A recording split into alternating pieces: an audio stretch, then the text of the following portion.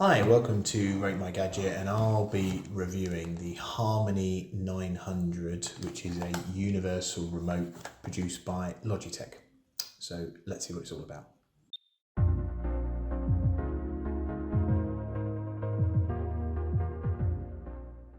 So first of all, as a bit of an introduction, Harmony Remotes, Logitech, they produce a remote which you can either type in a load of codes which align with like your TV, your BT box, cable box, whatever it may be, so that you only have one remote for all of those.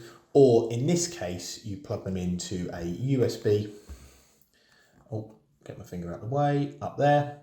And then that USB goes into your computer, into your laptop, and into the Harmony software, so you can make sure that you upload what devices you need to control.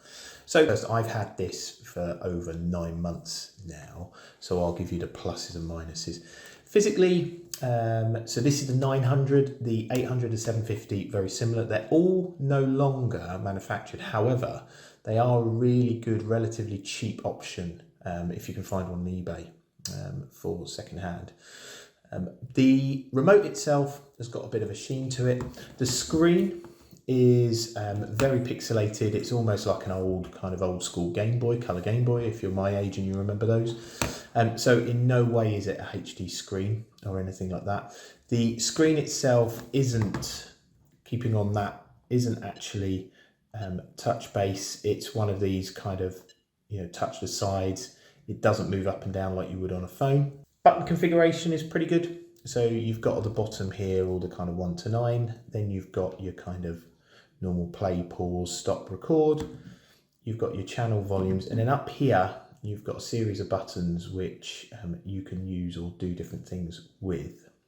So controlling different devices. So physically, the design itself, and the one big difference from other remotes is it sits in a cradle charging. So depending, this may suit you, this may not, but this flat arrangement needs that you need some kind of flat. It doesn't actually sit upright, you can't do that. And then the charging pins are at the back here. Physically, the remote itself, it's got quite a lot of buttons on the front of it. It's not as slick as, some of the other Harmony remotes that you can get, such as the Universal one. I also do a review for this, so if you're interested, go have a look at that, and I will do a comparison as well. But these 900s, 800s, it could be a disadvantage or an advantage for you. For me, it was advantageous having this many buttons, and I'll tell you why. So I'll go on to the software design of it. So the software design, like many Harmony remotes, if I click on this, there you can see on there, I've got different buttons to do different things. So turning on my Xbox, turning on my BT box media player, whatever it may be, my Fire Stick. However, what's great with this device is certain buttons are fixed to do certain things. So activities, if I want to go back to activities, I just click on that. Oh, battery's running low. If I wanted to, so let's say I'm on turn on Xbox. If that hasn't worked, so if I've put the remote at the television and it hasn't turned on the TV, I can straight away hit the help button. And what that does is that says I'm going to go through the configuration.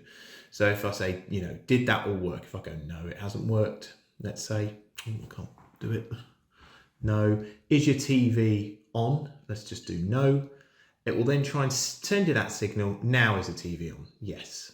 Okay. Now the reason I really like that is because it's a one-hit button go to, and that's the same with many of these. So the activities in the menu button help button doesn't really change.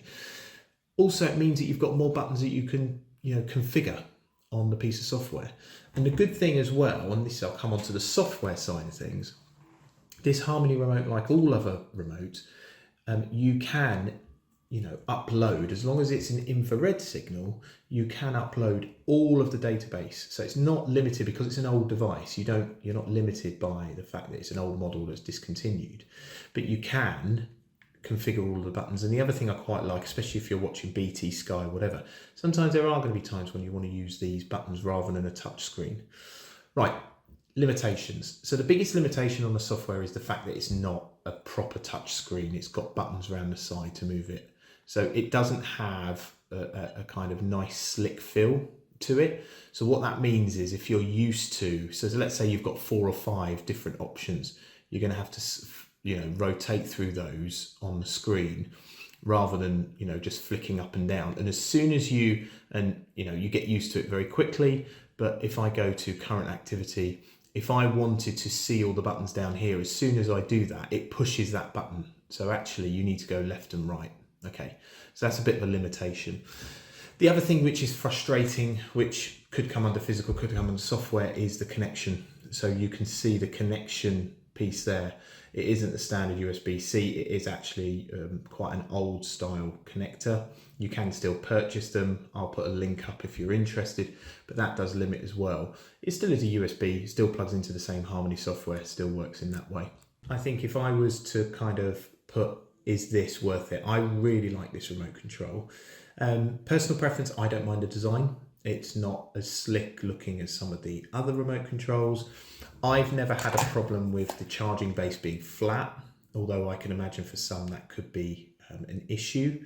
The other thing as well, potentially with the charging base being flat, that I've read online is that these connectors here, that if these start getting dirty, naturally because they're flat, the dirt can get behind them, and you know, you can find after a while the charging dock needs replacing. However, I really like it, really think it's a good bit of kit, and if you can find it on eBay, it's just as good as the modern day Harmony remotes. Disadvantage is that it is IR only. You can't link it with any of the hubs. So as long as you've got IR devices, so that means that if you've got any devices that are hidden behind walls or anything like that, you can't link it to the hub. Okay. Also, it won't let you control anything like Fire Sticks, switches. It does let you control Xboxes and PlayStations because they do have that IR facility. But it won't let you control anything that's just a Bluetooth enabled remote control. I hope that's helped. As I said, I do a comparison between this and the Ultimate One. Please do like, please subscribe, and thanks for watching.